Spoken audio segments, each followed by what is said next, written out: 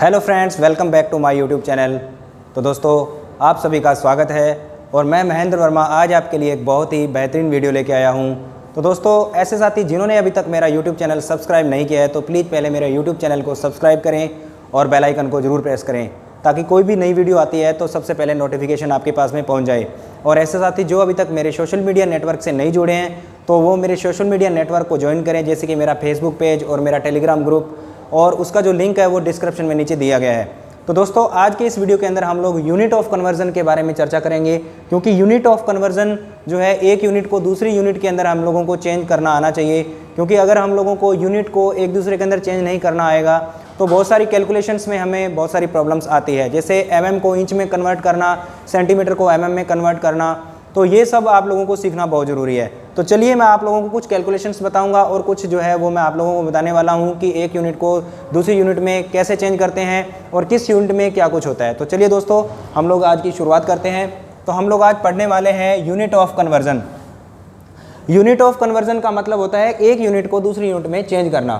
तो एक यूनिट को दूसरी यूनिट में चेंज करने के लिए हमें जो क्या क्या सीखना है, सबसे पहले हमें जो है वो कुछ चीज़ों के बारे में पता होना चाहिए।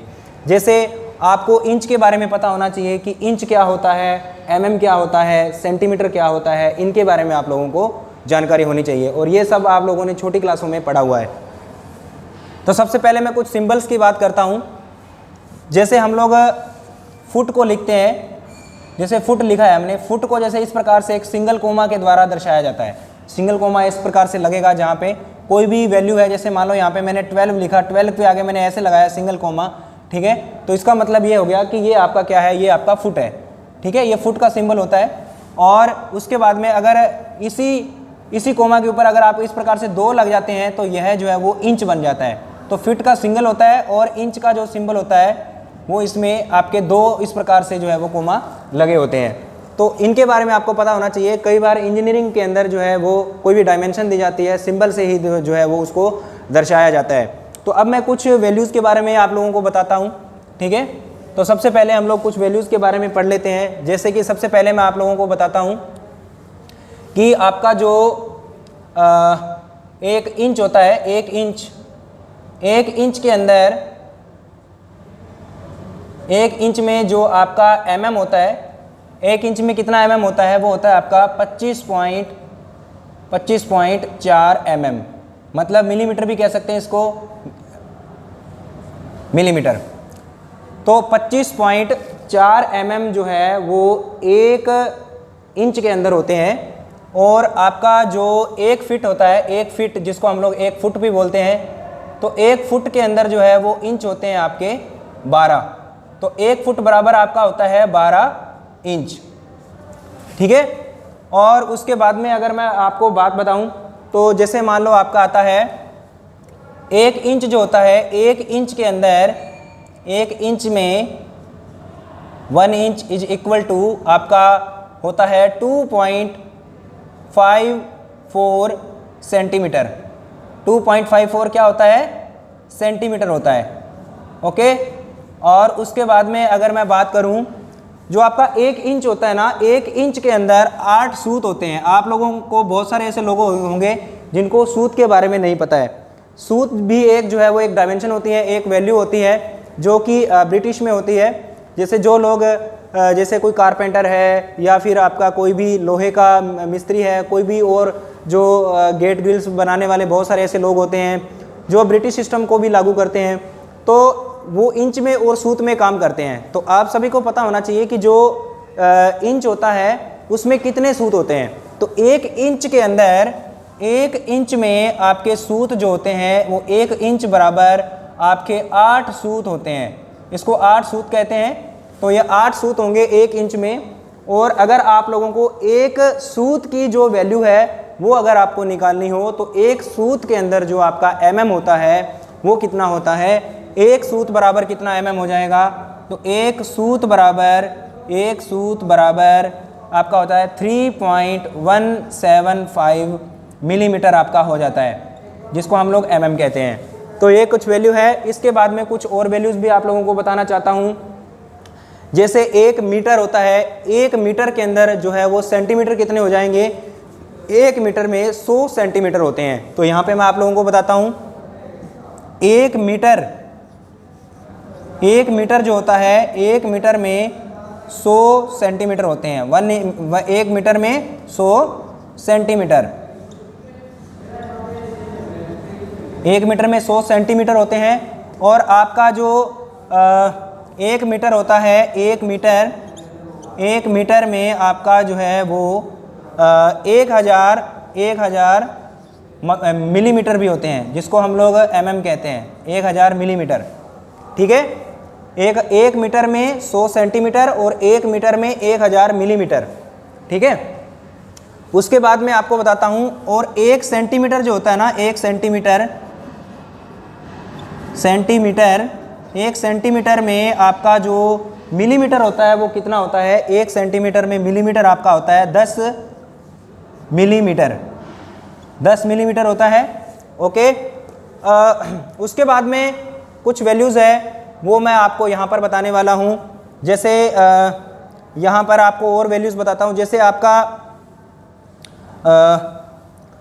1 mm में, 1 mm जो होता है 1 मिलीमीटर, इस 1 मिलीमीटर के अंदर 1 मिलीमीटर में 1 मिलीमीटर बराबर आपका कितना होता है, 1000 माइक्रोन होता है, 1000 माइक्रोन। इसको इस प्रकार से लिखा जाता है, म्यू और एम, ये 1000 माइक्रोन। ठीक है, और 1000 माइक्रोन जो होता है इसको हम लोग आगे अगर और आगे लेके जाएं, क्योंकि जो 1 mm होता है उसका सबसे 1000वां हिस्सा जो होता है वो आपका होता है माइक्रोन। 1 mm का सबसे छोटा हिस्सा जो होता है वो 1000वां हिस्सा होता है माइक्रोन। तो आगे मैं आपको यहाँ पर कुछ और बताता हूँ, जैसे कि मतलब यहाँ पे मैं आपको बता रहा हूँ, जैसे यहाँ पर आपको कोई वैल्यू आ जाती है 0.1 mm, अगर आपको लिखा हुआ है 0.01 mm, 0.01 mm है आपका, मिलीमीटर है, मिलीमीटर। तो 0.01 मिलीमीटर के अंदर आपका जो माइक्रोन कितने होंगे, तो यहाँ पर 0.01 मिलीमीटर में आपके माइक्रोन जो होंगे वो होंगे आपके यहाँ पर 10 माइक्रोन होंगे, 10 माइक्रोन। ये माइक्रोन का सिंबल होता है 10 माइक्रोन। ओके, और अगर आपको आ जाता है कि 0.1 मिलीमीटर, 0.1 मिलीमीटर में कितना हो जाएगा, तो 0.1 मिलीमीटर के अंदर आपका जो है वो 100 माइक्रोन होते हैं, 100 माइक्रोन। ठीक है, और अगर आपको इस प्रकार से लिखा हुआ आ जाता है कि 0.001 मिलीमीटर जो होता है वो किसके बराबर होता है, 0.001 मिलीमीटर आपका जो है वो 1 माइक्रोन के बराबर होता है। ठीक है, तो ये कुछ वैल्यूज़ होती है जो आप लोगों को पता होना चाहिए। जब हम लोग CNC मशीन की प्रोग्रामिंग करते हैं तो हम लोगों को कई बार जो वैल्यूज़ होती है वो एक वैल्यू के अंदर दूसरे वैल्यू के अंदर कोई भी डायमेंशंस को चेंज करना होता है, तो आप लोगों को जो है वो पता होना चाहिए। ठीक है, तो जैसे 1 इंच में है 25.4 mm, 1 इंच जो होता है उसके अंदर मैं आप लोगों को यहाँ पे स्केल बना करके बताता हूँ। जैसे मान लो यहाँ पर ये कोई लाइन खींची मैंने, इस प्रकार से कोई स्केल है, तो यहाँ से लेकर के यहाँ तक मान लो ये 1 इंच है। ठीक है, इस 1 इंच की जो है यहाँ पर जो ये क्या है, पूरा मान लो एक इंच है, 1 इंच है, तो इसके अंदर कितने सूत होंगे, इसके अंदर 8 सूत होंगे। ठीक है, 8 सूत होंगे। तो यहाँ पर जैसे मान लो इसके अंदर 8 लाइनें बनी होती हैं, 8 इस प्रकार से 1 2 3 4 5 6 7 8, मतलब 1 2 3 4 5 6 7 8, तो ये आपका जो है वो 8 सूत हो गए। ठीक है, और ये आपका 1 सूत माना जाएगा। यहाँ से यहाँ तक ये क्या है, ये 1 सूत है। इसके बीच में अगर कोई छोटा डंडा लगा होता है तो वो आपका आधा सूत होता है। इसके अंदर ऐसे लगा होगा तो आधा सूत हो जाएगा। ठीक है, इस प्रकार से आपका जो है वो आधा सूत हो जाता है। ये 1 इंच है, तो 1 इंच के अंदर कितने सेंटीमीटर हो गए आपके, सॉरी कितने आपके हो गए सूत, 8 सूत हो गए। ठीक है, और उसके बाद में आपका आता है, जैसे मान लो कोई मिलीमीटर होता है, तो मिलीमीटर जो होता है ये इस प्रकार से मान लो कोई एक स्केल है जैसे, तो ये आपका 1 सेंटीमीटर है, मान लो ये 1 सेंटीमीटर है। इसके अंदर मिलीमीटर कितने होंगे, मिलीमीटर होते हैं इसके अंदर पूरे के पूरे 10, तो इसके अंदर 10 लाइनें होंगी, 1 2 3 4 5 6 7 8 9, 1 2 3 4 5 6 7 8 9 10, तो ये 10 लाइनें हो गई। ये आपके जो है वो mm हो गए, मतलब ये 1 इंच है तो 1 इंच में 8 सूत हो जाएंगे। और ये 1 सेंटीमीटर है, तो इस 1 सेंटीमीटर के अंदर आपके जो है वो 10 mm हो जाएंगे। अब आपको बताता हूँ कि अगर आपको एक यूनिट के अंदर एक यूनिट को दूसरी यूनिट में अगर आपको कन्वर्ट करना है तो कैसे करते हैं। जैसे मैं आप लोगों को बताता हूँ कि अगर सबसे पहले मैं आपको यूनिट बताता हूँ कि यूनिट, बड़ी यूनिट कौन सी होती है, छोटी यूनिट कौन सी होती है। तो सबसे पहले मैं यहाँ पर ले लेता हूँ, यहाँ पर मैं इसको मिटाता हूँ और सबसे बड़ी यूनिट मान लो मैं यहाँ पर मीटर को मानता हूँ। जैसे मान लो यहाँ पे सबसे बड़ी यूनिट मैंने मान लो मीटर को माना, जैसे मान लो मीटर है, ठीक है। मीटर जो है मीटर से छोटा मान लो क्या होगा, मान लो मीटर से छोटा होगा आपका फुट, ठीक है। फुट से छोटा आपका हो जाएगा इंच, इंच से छोटा हो जाएगा आपका सेंटीमीटर,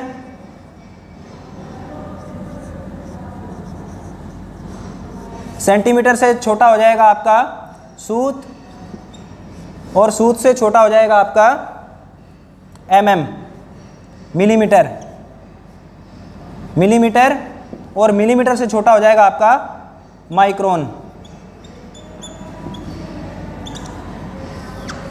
तो मान लो ये बड़ी यूनिट है, अगर इस छोटी यूनिट को बड़ी यूनिट में अगर आप बदलना चाहते हैं तो आपको इस बड़ी यूनिट को छोटी यूनिट से क्या करना होगा, भाग करना होगा, ठीक है।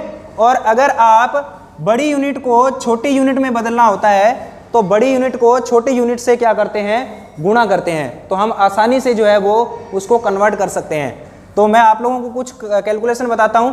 जैसे कि मान लो एक जो आपका, मान लो मैंने यहाँ लिखा 10 सेंटीमीटर, मान लो मैंने यहाँ पे लिखा 10 सेंटीमीटर, तो 10 सेंटीमीटर में आपको क्या करना है, कन्वर्ट करना है इसको mm में। तो 10 सेंटीमीटर है आपके पास में जिसको आपने mm के अंदर कन्वर्ट करना है। तो सेंटीमीटर जो है वो एक बड़ी संख्या है, एक मतलब बड़ी यूनिट है, और जो आपका मिलीमीटर है वो एक छोटी यूनिट है। तो छोटी यूनिट के अंदर आप लोगों को कन्वर्ट करना है। तो यहाँ से आप देख लेंगे कि 1 सेंटीमीटर में आपके कितने मिलीमीटर होते हैं, 10 मिलीमीटर होते हैं। तो 1 सेंटीमीटर में 10 मिलीमीटर होते हैं, ठीक है। तो 10 सेंटीमीटर में आपके कितने mm हो जाएंगे। तो आपने क्या करना है, यहाँ पर एक सेंटीमीटर बराबर कितना हुआ, 1 सेंटीमीटर बराबर आपका हो गया 10 mm, ठीक है। तो आपने अब क्या करना है, 10 mm, अब आपने 10 mm से को कन्वर्ट करना है mm में। तो आपका हो जाएगा 10 × 10 हो जाएगा, तो ये हो गया आपका 100। तो आपका हो गया आपका 100 mm हो जाएगा, ठीक है। तो इस प्रकार से आप बड़ी यूनिट को अगर छोटी यूनिट में बदलना चाहते हैं तो गुना होगा, और अगर छोटी यूनिट को बड़ी यूनिट में बदलना चाहते हैं तो आपको जो है वो किसी संख्या को भाग करना पड़ेगा, ठीक है। इस प्रकार से अगर आप लोगों को इस प्रकार से यहाँ पर जैसे मान लो बहुत सारी संख्याएं, जैसे मैं आप लोगों को बताता हूँ।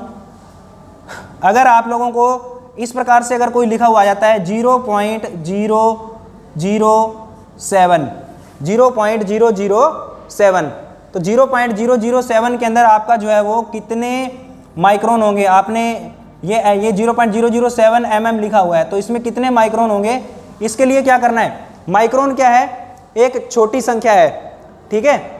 ये mm है, तो इसको माइक्रोन में चेंज करना है, तो इसको 1000 से गुणा कर दो आप, ठीक है। तो आपका जो है वो माइक्रोन निकल के आ जाएगा आपका 7 माइक्रोन। मतलब आपका 0.007 में जो है वो कितना माइक्रोन होगा, 7 माइक्रोन होगा। अगर आपको यहाँ पर मैंने लिख दिया 0.1 mm को आपने क्या करना है, 0.1 mm को क्या करना है, 0.1 mm को आपने जो है वो माइक्रोन में चेंज करना है। माइक्रोन में चेंज करेंगे तो आपको पता है कि एक mm में 1000 माइक्रोन होते हैं। तो आप जो है वो यहाँ से क्या करेंगे, इसको 1000 से गुणा कर देंगे, तो आपको पता चल जाएगा कि 0.1 mm के अंदर 100 माइक्रोन होते हैं। तो इस प्रकार से एक यूनिट को दूसरी यूनिट में बदल सकते हैं हम लोग, ठीक है। जैसे मान लो अब आप लोगों ने, अब आपको यहाँ पर दिया गया है 50 इंच, मान लो 50 इंच दिया गया हो। जैसे मान लो यहाँ पर मान लो आपको दे दिया कि आपको 50 इंच दिया गया है, इस 50 इंच को आपने क्या करना है, mm में चेंज करें। तो 50 इंच को mm में अगर आप चेंज करेंगे तो आपको 1 इंच के अंदर mm कितना होता है ये आपको मालूम होना चाहिए। तो यहाँ पर आपको पता है कि 1 इंच के अंदर 25.4 mm होता है, तो आप 50 इंच को जो है वो आराम से कन्वर्ट कर सकते हैं। ठीक है, तो जैसे मान लो 50 इंच के अंदर 50 इंच में 1 इंच में क्या होता है आपका 25.4 mm होता है, तो 25.4 को आपने 50 के साथ गुणा कर देना है, जो वैल्यू आएगी वो आपका mm के अंदर कन्वर्ट हो जाएगी। मतलब बड़ी वैल्यू को अगर आप छोटी वैल्यू में चेंज करेंगे, ठीक है, तो आपको गुणा करना है, और अगर छोटी वैल्यू को बड़ी वैल्यू में चेंज करेंगे तो आपको भाग करना है। तो ये यूनिट ऑफ कन्वर्जन सभी को जानना बहुत जरूरी होता है। ये बहुत ही सिंपल टेबल है, आपको इसके बारे में अगर आपको पता नहीं होगा तो आप कैलकुलेशन में आपको दिक्कत आएगी। तो दोस्तों वीडियो आपको कैसा लगा मुझे कमेंट करके जरूर बताएं, और वीडियो को जरूर शेयर करें। नमस्कार।